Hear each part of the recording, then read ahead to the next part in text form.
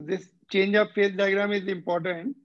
So this may be asked, so you have to remember properly. Yes, sir. So this numerical we'll do now. This numerical, yes, cooling, and this was over completely. And Yeah, that was now, over. Now, now is yes. Now we'll yeah. solve this question. This is also important question. Let's see what is this question. देखो, heater is used to boil a liquid in the pan for measured time.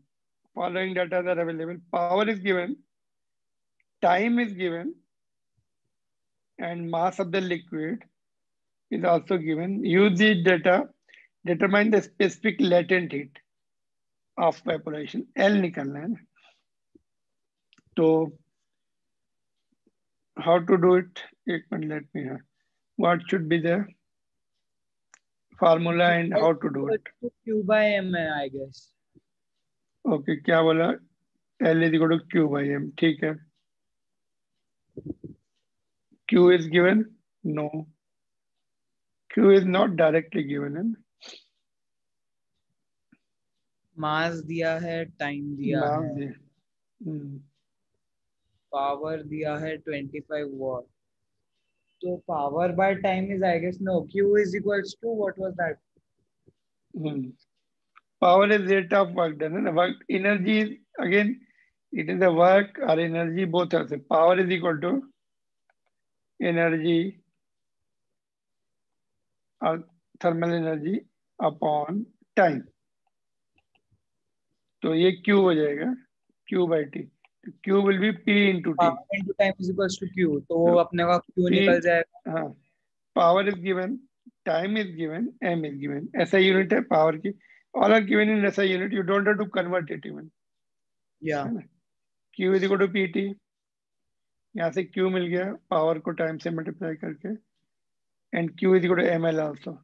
है ना? तो equated and solved. Equated and solved. So this is easy and good question. है ना? थोड़ा सा Yes, नया sir. भी है इसमें. So this can be asked. Important है. Yeah. Now, molecular explanation of the phase change. अच्छा, उससे पहले one more question I want to ask you. देखो. Yeah. One more question. देखो, it can be good question.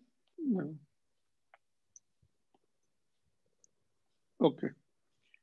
देखो question मेरा ये है, simple वैल्यू दे रहा. If 1 kg ice at minus 10 degrees Celsius is heated to make it vapor at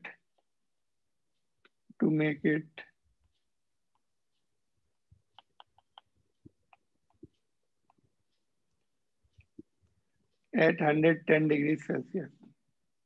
ठीक है. Find total heat supplied in the process.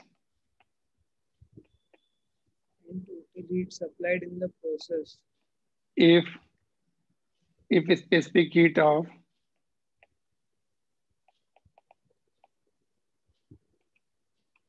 water is 4200 joules per kg per Kelvin, and specific heats of ice and vapor generally half रहती है उसकी water की, or half of that of water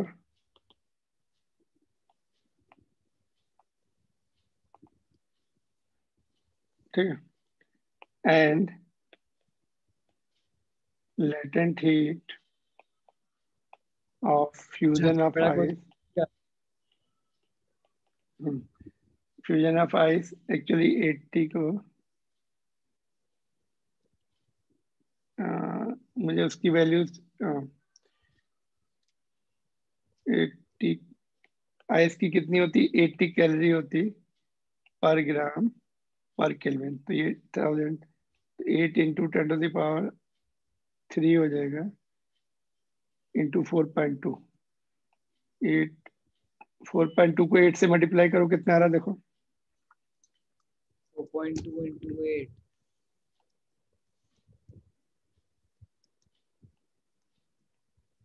336 33.6. 335। हाँ 33.6 आता है। तो ये होता है 4.2 इंटू 8.80,000, 336 होता है। इसको राउंड फिगर में 335 ले लो इंटू 10⁻³ तो 335 इंटू 10⁻³ जूल्स पर केजी पर केल्विन। और I latent heat of vapour, latent heat of vaporisation actually ये होता है 536 होता है कैलोरी पर 10⁻³ भी होता है। तो 540 को 4.2 से मल्टीप्लाई करके बताओ कितना आ रहा है। 2200 समथिंग होता है। 540 into 4.2 2268.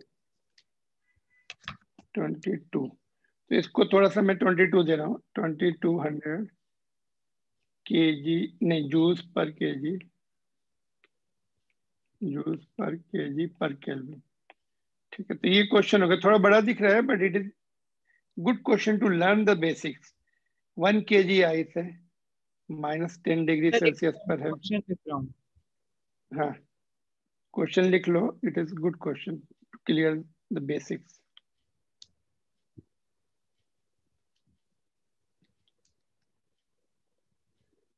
Let me go through also. 1 kg ice at -10 degrees Celsius is heated to make it vapor at 110 degrees Celsius. Find total heat supplied in the process if specific heat of water is 4200 joules per kg per Kelvin. थोड़ा सा unit फिर से लिख रहा हूँ मैं। ठीक, all right. And specific heats of ice and vapor are half of that of water. ठीक है, वो half है। All right. Latent heat of fusion of ice is this much, 335 into 10⁻³ and latent heat of evaporation is, they are close values. ये actual values हैं, very close to actual values हैं। नहीं, इसकी unit wrong हो गई क्या? देखो unit wrong हो गई है ना, जूल्स पर केजी होती, केल्विन नहीं होता इसमें। ओके, तो how to do this question?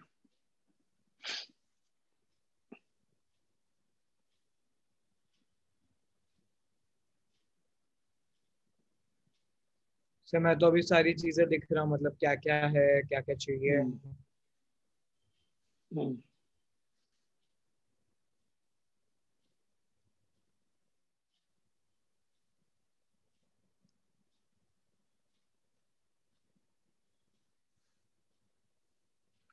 you need the hint for this?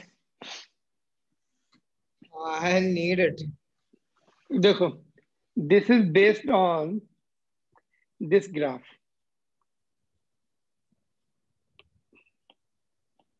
इसको अगर समझ में आ गया तो ये कर सकते क्वेश्चन। अरे ये बहुत छोटा लिख दिया गया मैंने। ओके, इसको बड़ा कर लेता हूँ मैं थोड़ा सा। Let me make it bigger.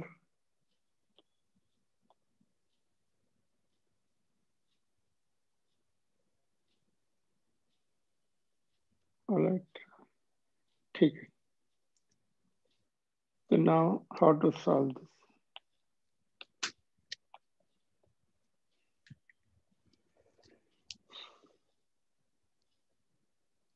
Find the total heat supplied in the in the process. In the process. total heat supplied In the process मतलब उसको माइनस से supplied in the process. Okay. Total specific heat supplied or which kind of heat supplied, sir? Heat Q. Like heat. Thermal energy. Thermal energy. इसको short में हम total heat ही बोलते हैं, but it is actual name is thermal energy. Okay, like we need to find out Q, right? Q, yes Q. इसको मैं चलो according to your convenience का total thermal energy है ना. Q is equals to MC delta T. Thermal energy. Q. So, okay, heat gained is heat lost. So इसका मास water का same ही रहेगा. C, specific heat of water is known. Specific heat of vapor is half. Okay. तो क्या बचा? Delta T.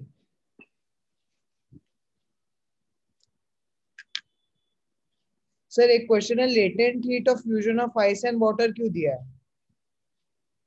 हाँ तो वो सोचो ना क्यों. I think it is your look after thing so that you can remember the question throughout. हमेशा याद रहेगा फिर. Once you do the mistake here, then you can remember it till examination time at least.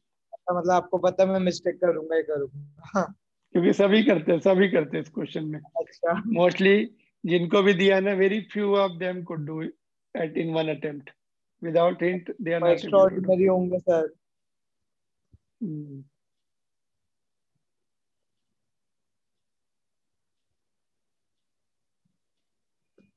Final.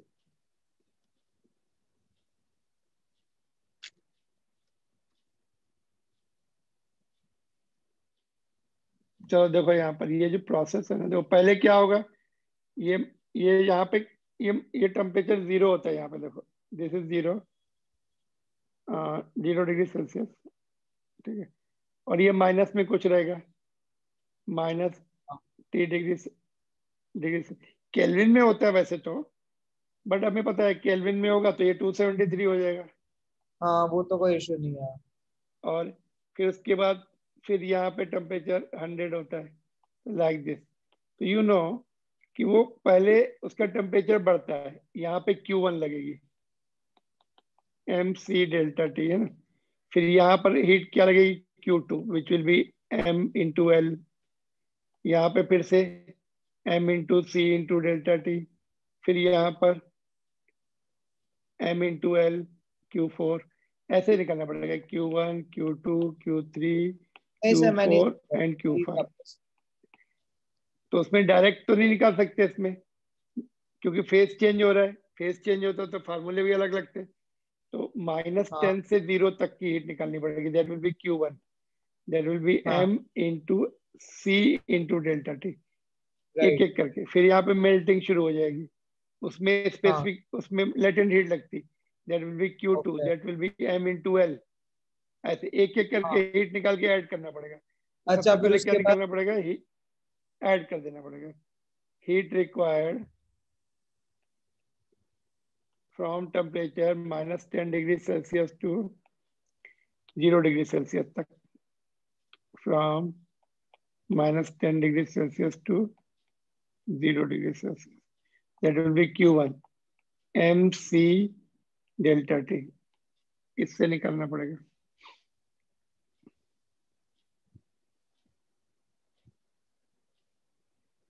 M is given 1. वो calculation कम हो जाएगा अपना. C जो है स्पेसिफिक हीट ऑफ आइस, वो कितनी दी है? वो भी दी है. वो है 2100. यस. 2100 into delta T. से इसमें एक क्वेश्चन है, जैसे T है तो इसमें नेगेटिव साइन रखेंगे कि नहीं? Final minus initial. Final temperature 0 minus initial is -10. हमेशा डेल्टा T विल बी 21,000.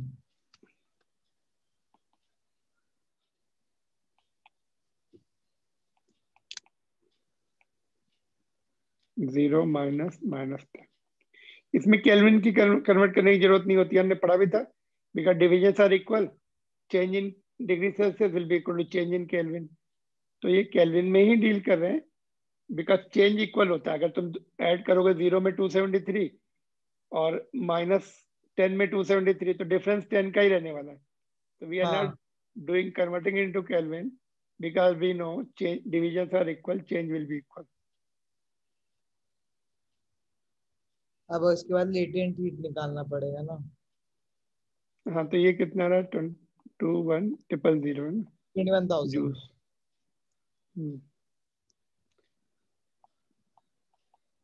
उसके बाद क्या करना पड़ेगा? Heat required to melt.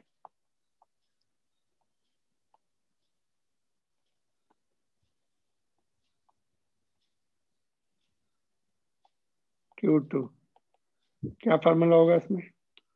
Q is equals to ml। M1 L कितना है इसका? लेटेंट हीट ऑफ इसमें सर आईसी रहेगा ना अभी तो। हाँ, अभी मेल्टिंग होगा। हाँ, Q2 is equals to 335 into 10 to the power 3। Sir आपने ये कैसे कैलकुलेट किया फ्यूजन ऑफ आइस? ये दिया रहेगा तुम्हें, बट मुझे याद था उसका 80 होता है, 80 कैलोरी पर ग्राम पर केल्विन। 1 ग्राम आइस को मेल्ट करने के लिए 80 कैलोरी, और उस दिन मैंने बताया था 1 कैलोरी में 4.2 जूल्स होते हैं। और नीचे नीचे ग्राम है, नीचे किलो किया तो ऊपर भी किलो करना पड़ेगा, तो 10⁻³ ऐसे निकाला मैंने। अच्छा, ये okay. Close to the real values है ये। तो ये तो बहुत हाई वैल्यू आ रही है ना, 3,35,000 जूस। तो जूस जो होता है ना, प्रैक्टिकल यूनिट जो डे टू डे लाइफ में जब यूज करते हैं, तो जूस बहुत छोटी यूनिट हो गई है ऐसा यूनिट। तो you can see very very big amount of energy is going to come, which is real value. 1 kg ice तुमने उठाई, कितनी छोटी 1 kg आइस होती है ना, हाँ, मतलब बहुत ज्यादा नहीं होती। उसको पैन में रखो और हीट करो, 2 मिनट में वो बॉयल, थोड़ी देर में बॉयल होने लगेगा। 1 kg ice is 1 litre water. तुमने 1 लीटर पानी ले लिया, कंटेनर में रखा और हीट किया, कुकर में डाल दो उसको, और फटाफट उसका बॉयल हो जाएगा। कुकर में जो है बॉइलिंग पॉइंट थोड़ा ऊपर ही होता है, 100 वेपर बन जाएगी। और मतलब बॉयल होने लगेगा, थोड़ी देर के बाद वेपर भी बन जाएगी वो। ये बॉइलिंग का ही अगर हाँ। मैं पूछ लूँ, चलो बॉइलिंग का ही पूछ लूँ, तभी भी बहुत आएगी, मेनी लैक्स जूल आ जाती वो। तो it is very very very very large value it comes, joule में। ये रियल वैल्यूज है ये। आगे ऐड करके देखेंगे, बॉइलिंग तक का ही ऐड कर लेंगे, वेपोराइजेशन का छोड़ कर देखेंगे, तभी भी लैक्स सब जूल्स आती। तो अभी इसके बाद क्या होगा बोलो? अब इसके बाद स्पेसिफिक हीट होएगा 0 से 100 तक का। हाँ, तो उसका निकालो, चलो 1 मिनट में इसको थोड़ा ठीक से लिख दो। उसका ऐड करो, उसका निकाल लो। यस।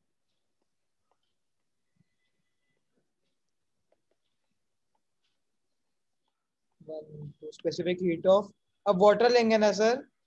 हाँ, हीट रिक्वायर्ड, हीट रिक्वायर्ड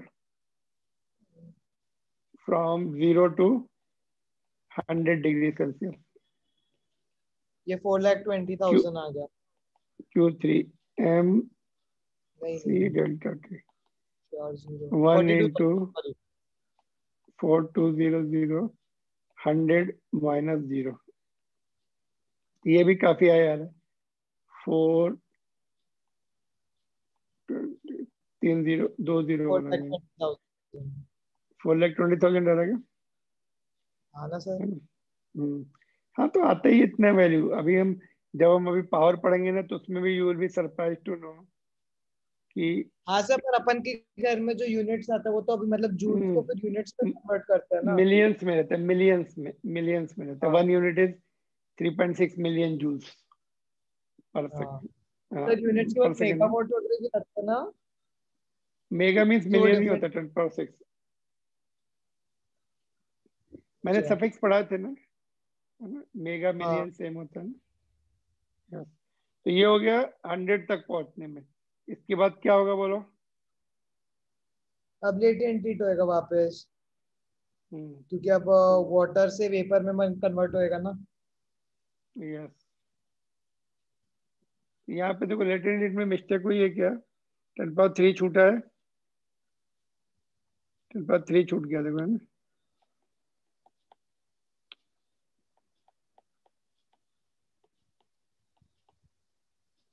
ऊपर यहाँ पे लिखा था मैंने, मल्टीप्लाई करके लगा था।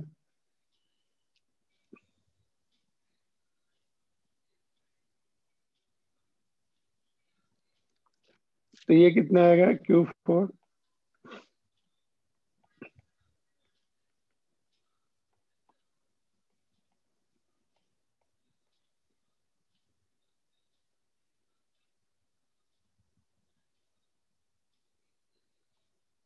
22 lakhs। Oh my God। Finally क्या होगा। एडिशन हम्म एडिशन कितना, 21,000 3 नहीं lakh अभी 30। एक और रह गया ना, अभी 110 तक पहुंचाना है ना। बॉइलिंग हो गई है, आप this is boiling, hmm boiling होगा अभी इतने पे, फिर 100 to 110, Q5 MC delta T, तो ये वो रहेगा। निकाल के फिर सब ऐड कर दो। अभी तो ये वाटर ही लेंगे ना sir, latent heat of water ही लेंगे ना अभी भी। वेपर वेपर वेपर अच्छा वेपर, वेपर है, लेकिन उसकी क्या लेंगे, स्पेसिफिक हीट लेंगे कि लेटेंट हीट लेंगे। अभी टेम्परेचर बढ़ता है तो स्पेसिफिक हीट ली जाती। हाँ specific heat. Hmm specific heat of vapour 2200। 2200 है कितना? हम्म 2200। 2100 है। हाँ सॉरी 2100। तो डेल्टा टी 10 तो 21,000, तो दो ये फर्स्ट, 21,000। एक ये है 3,35,000। एक 4,20,000। 22 4 26 26। 462 7 790।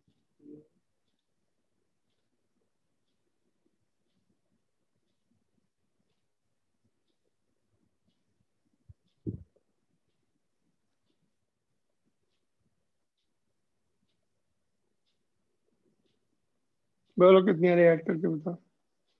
7,95,000। हाँ अभी ये नहीं आ रही। 22 लाख तो यही है, 22 लाख तो यही दिख रही है हमें। 22 lakhs कौन सी 20, है? ये ये बॉइलिंग वाली। सर कैसे 22 lakhs?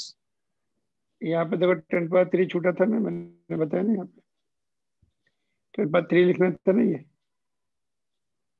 अच्छा 10 ओ 3 माय। लिखना छोड़ गया था हमने, करेक्शन किया था ना अपन ने। हाँ हाँ हाँ ये मैंने किया था हाँ। 22 लाख, ये 3 लाख, ये 25 लाख 35,000, और ये 4 लाख, तो 29 55, 29 55 and 42, 55 and 40, 95 97, 29 lakh, sorry 29 lakh,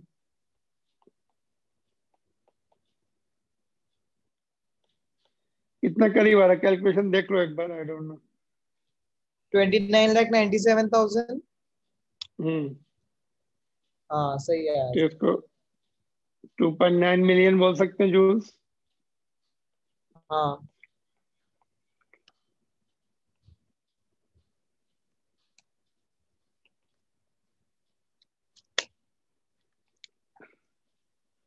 10 6 है ना,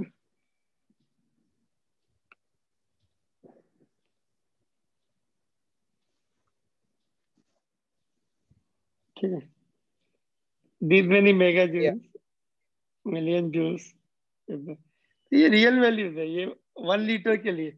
अगर सपोज 10 लीटर को तुम्हें कन्वर्ट करना है तो इंटू 10। तो 97 lakhs 99 lakhs हम्म। हम्म। 3 करोड़ के ठीक है। आसपास ही हो गया होगा। यस, तो ये this is the question to just clear basics है ना। अभी तुम्हें सब समझ, ये समझ में आ गया होगा पूरा, है ना, हाँ कि सर। कैसे, हाउ टू। तो ये हो गया ना। उसके बाद जो है, ये इसी कोई डिस्कशन नहीं, देखो दीज आर द डिस्कशन कि ये जो है इतनी हाई वैल्यूज क्यों है। देखो कहाँ पर है वो वेरी हाई वैल्यूज। एक तो ये बहुत हाई वैल्यू है, और मेल्टिंग में भी काफी हाई वैल्यू आई थी। ये मेल्टिंग मेल्टिंग वाली हाई वैल्यू क्यों आ रही है? बिकॉज उनको break, they have to break the bonds, hmm. They have to break the bonds, है ना। और उसके बाद उनको दूर दूर भेजना है। तो molecular explanation of phase change, है ना। उनको उनको दूर भेजना है तो उनको पोटेंशियल एनर्जी बढ़नी है ना। यहाँ पे देखो इन्होंने लिखा भी है, break away and potential energy mass rises.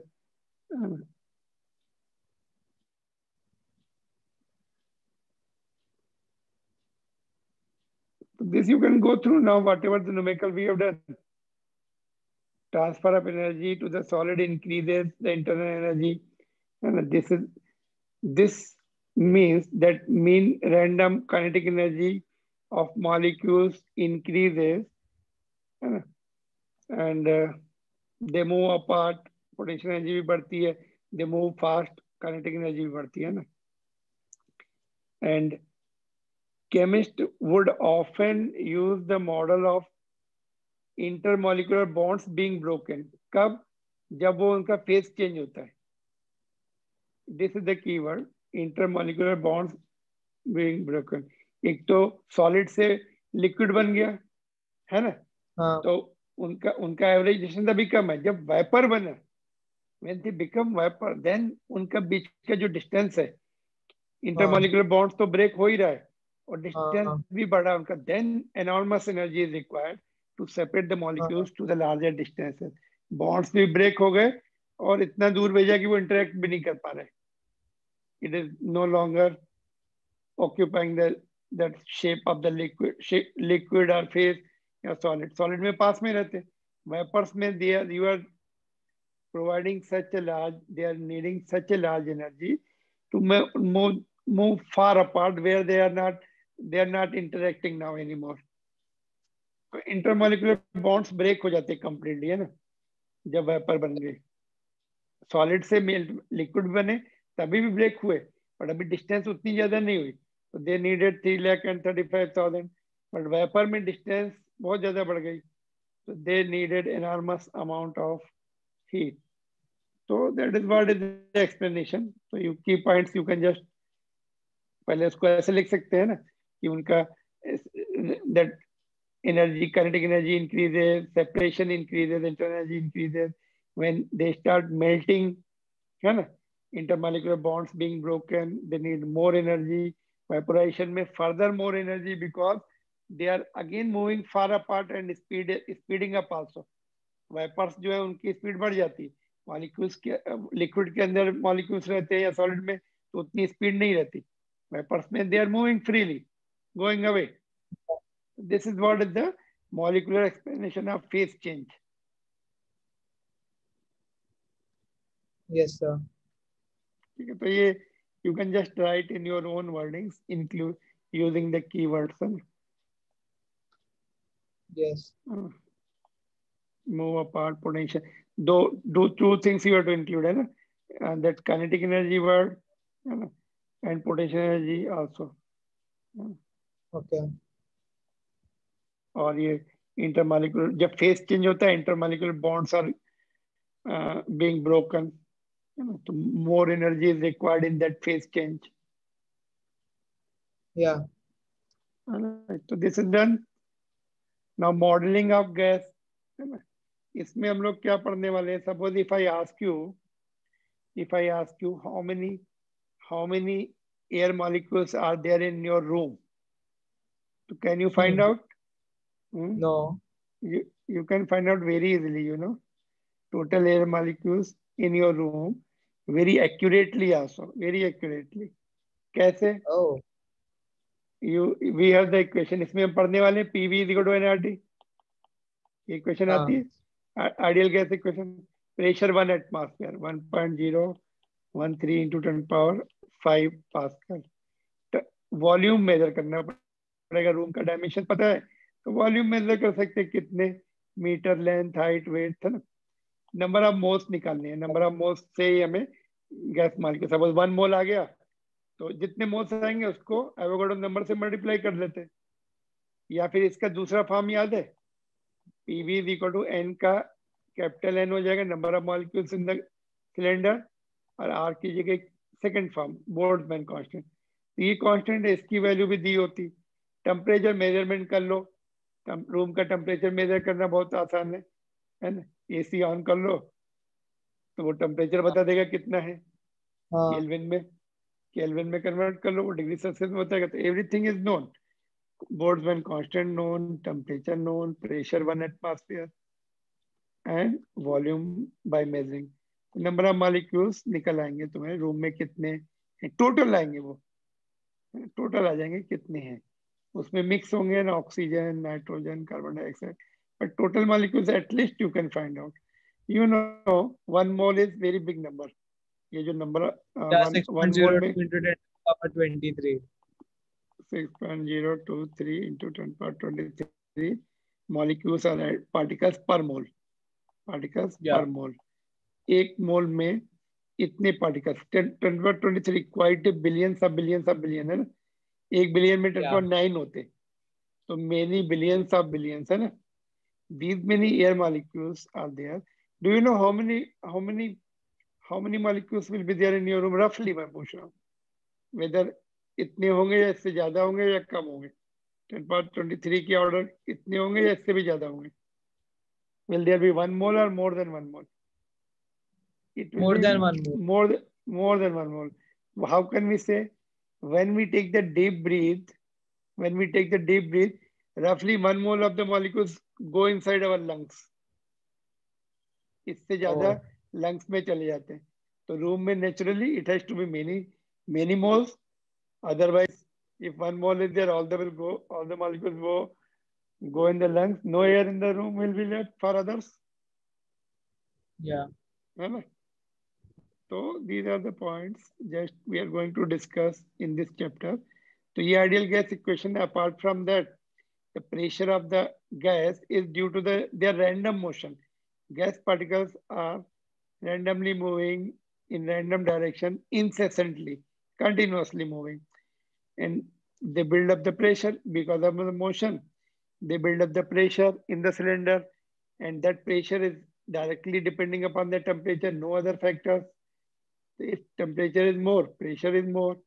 And therefore, sometimes what happens in case of fire, cylinders start bursting because temperature बढ़ जाता है तो pressure बढ़ जाता है गैस के अंदर. तो जो सिलेंडर ब्लास्ट हो जाते हैं because they cannot sustain that much pressure, है ना. कभी कभी वो हाइट से गिरे तो उससे भी temperature, kinetic energy converts into potential energy, और काइनेटिक एनर्जी टेम्परेचर में कन्वर्ट हो गई. तो therefore they get heated up and get blast. कल भी कहीं दिल्ली में सिलेंडर ब्लास्ट हो गया था गिरने से. देवर ऑफलोडिंग, एक गिरा और ब्लास्ट हो गया, है ना. तो ऐसी भी सिचुएशन होती है. तो these are the points we are going to गिरा तो प्रेशर में. प्रेशर तो अंदर, प्रेशर जो है टेम्परेचर पे डिपेंड रहेगा. सडनली गिरा तो एकदम से थोड़ा सा हीट अप हुआ, और या जोर से गिरता है तो वो उसमें टेम्परेचर ज्यादा ही बढ़ता है, तो उसकी वजह से प्रेशर सडनली बढ़ा तो ब्लास्ट हो सकता है. वैसे तो उसकी जो ब्रेकिंग स्ट्रेस होती है काफी हाई होती है, आयरन होता है, बट फिर भी ड्यू टू वन रीजन और अदर समथिंग में गो रॉन्ग, या कुछ उसका बहुत पुराना सिलेंडर हो गया या कुछ हो गया, या फिर उसके नोजल निकल आते बाहर प्रेशर बढ़ने से. उसके बाद फिर इसमें क्या, जब गैस स्प्रेड हो गई तो उसमें कैच, और टेम्परेचर पहले से भी वहां थोड़ा बढ़ा हुआ है, या कुछ और इधर उधर से स्पार्किंग हुई तो उससे it catches the fire. Alright. Yes sir. तो ठीक है. तो गैस लॉज जो है, जो अभी हम डिस्कस कर रहे थे, बॉयल्स लॉ है ना, he was the person in 16th century, उसने एक्सपेरिमेंट किए है ना, तो he came up with the law for fixed mass of the gas at constant temperature, temperature fix कर दिया उसने, ठीक है। Pressure is inversely proportional to the volume, pressure बढ़ाएंगे तो वॉल्यूम कम, वॉल्यूम चेंज होगा, मतलब प्रेशर बढ़ाया, वॉल्यूम इनवर्स, वॉल्यूम कम किया तो प्रेशर बढ़ जाएगा, है ना। जैसे बलून बलून बलून में हवा भरो, दबाओ उसको, बलून को, प्रेशर बढ़ता है कि नहीं, ब्लास्ट हो जाता है। तो volume and pressure inversely proportional, if one thing decreases other increases, volume कम किया तो प्रेशर बढ़ जाता है, बस्ट हो जाता है बलून, है ना। तो उसने ये एक्सपेरिमेंट किए, इसमें यहाँ पर देखो बॉयल्स लॉ का एक्सपेरिमेंट, यहाँ पर ये इसमें गैस भर दी यहाँ पर, यहाँ तक, और ये ऑयल है, ऑयल है, यहाँ से ऑयल को पंप करते, तो ये ऑयल ऊपर जाता है तो ये गैस कंप्रेस हो जाती, यहाँ से वॉल्यूम देख सकते हैं कितने कितने वॉल्यूम में गैस है ना, इधर से पंप किया, है ना, इसमें ऑयल पंप करते तो यहाँ पे प्रेशर इंडिकेट करता है, इधर वॉल्यूम इंडिकेट करता है, प्रेशर बढ़ रहा है तो वॉल्यूम घट रहा है, इनवर्स रेश वॉल्यूम इनवर्स, अगर वॉल्यूम प्रेशर डबल हो गया तो वॉल्यूम हाफ हो जाएगा, V inversely proportional to P, pressure double कर दो, 2 टाइम्स कर दो, वॉल्यूम हाफ। तो यहाँ से प्रेशर बिल्डअप किया और ये ऊपर गया ऑयल, कंप्रेस किया उसने, तो ये एक्सपेरिमेंट किया उसने, टेम्परेचर कांस्टेंट में रखा, टेम्परेचर कांस्टेंट रखा, ग्राफ ड्रा किया उसका, यहाँ पे प्रेशर लिया,